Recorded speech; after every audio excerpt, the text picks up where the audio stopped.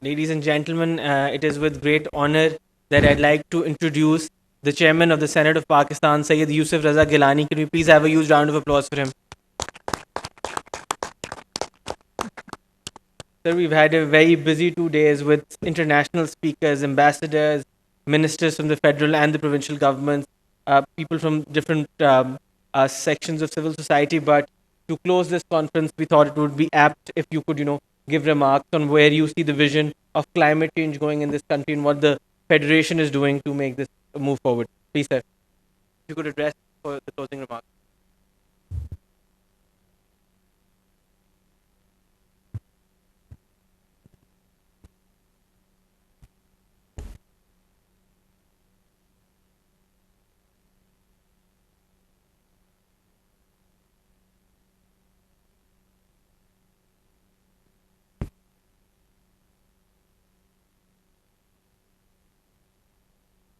Bismillahirrahmanirrahim.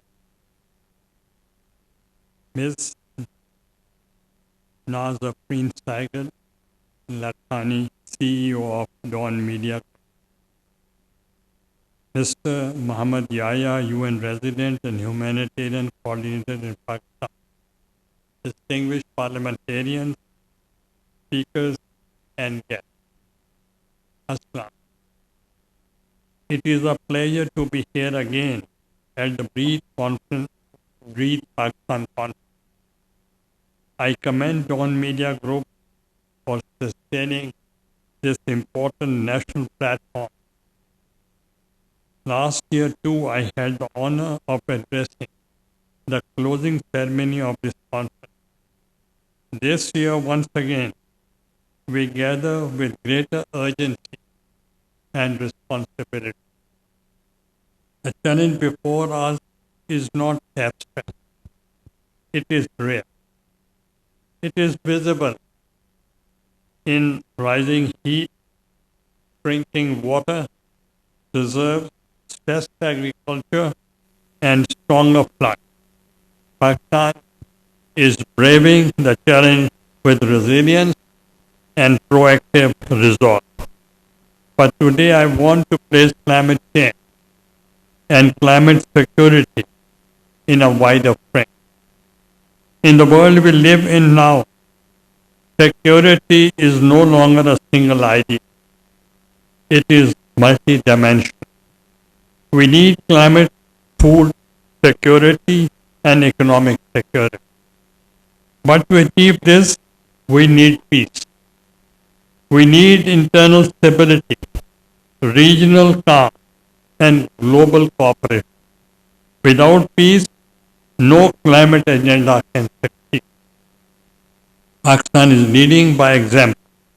We are strengthening resilience across energy, water, food, and agriculture sectors, mobilizing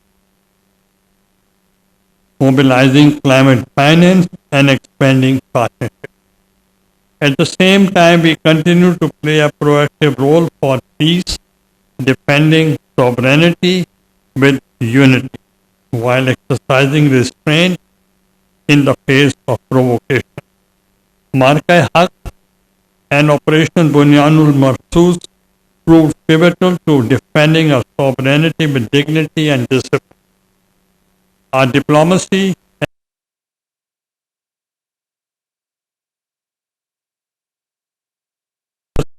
escalation. This is the Pakistan we want the world to see. Firm in defense, responsible in action, and committed to peace. Ladies and gentlemen, when I visit flood-affected areas and speak to families who have lost homes, crops, and livelihoods, I am reminded that the climate change is not a distant debate. It is a daily reality for millions of Pakistanis. Over 3 decades, Pakistan has received less than $1 billion from key climate funds. The COP29 commitment to mobilize. Despite this, Pakistan has led with vision. We pioneered global climate governance, enacted the Climate Change Act, launched afforestation drive, and transformed our parliament into the world's first fully solar-powered legislature. Through measures such as Living Indus Initiative and Green Pakistan program, we restored ecosystems, built resilience, and committed to boosting clean energy by 2030. At COP27 and COP29, we pressed for climate justice and fair finance. These commitments we shall uphold. But let us be clear, the gap between promises and delivery remains too wide. The loss and damage fund is not charity, it is justice. Major emitters must accelerate reduction.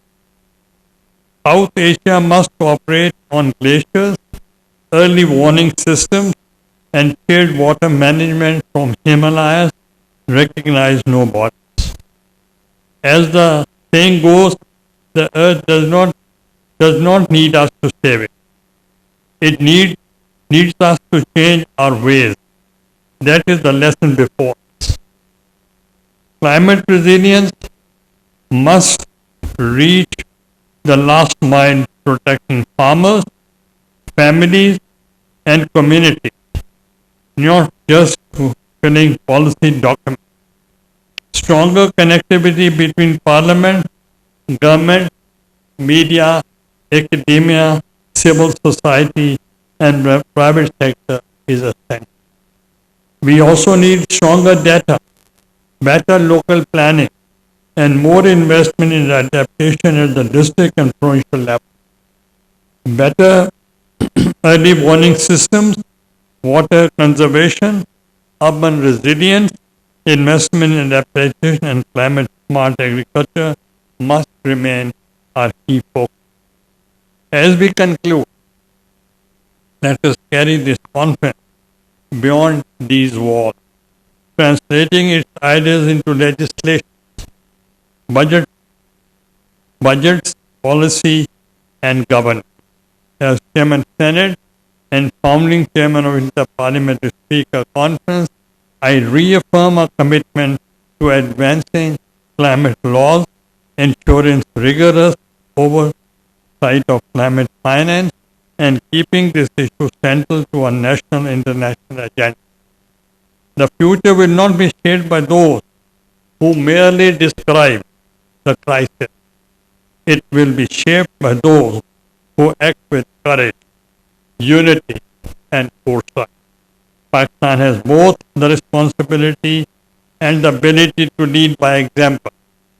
We have faced hardships before. We have survived. We have stood together, and we will do so again. May this conference strengthen and resolve and joint action. Thank you. Pakistan Zindabad.